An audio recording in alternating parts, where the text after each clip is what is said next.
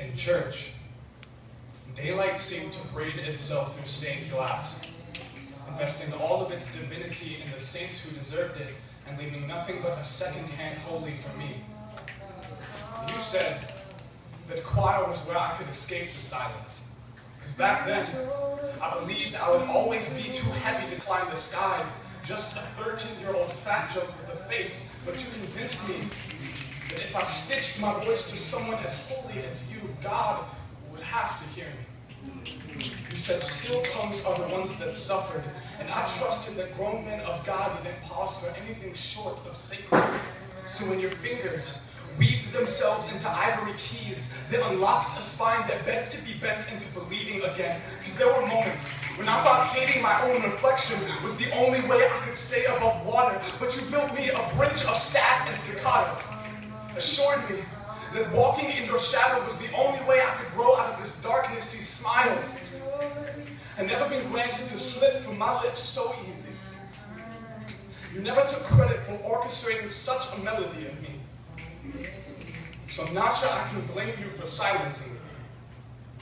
The moment I found out that you and your 33 years of God and glory slept with my 13-year-old classmate, I didn't say a word for 2 hours. These days, I still don't believe I'm worthy of creating sound. That these revelations were not the end of me.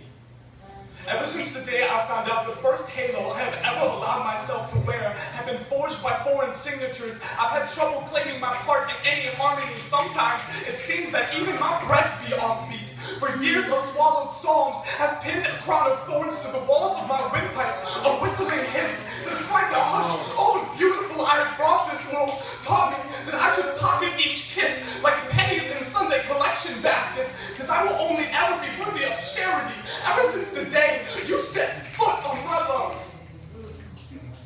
I have believed my smile is more lost ship than lighthouse. I still stand, chest deep in tectonic pews, treading over sheet music like fault lines. I'm no stranger to dissonance.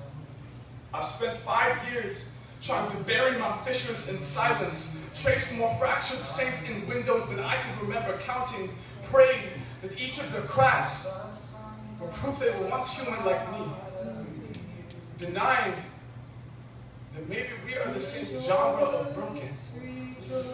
Most days, I have to remind myself the existence of sound relies on collision.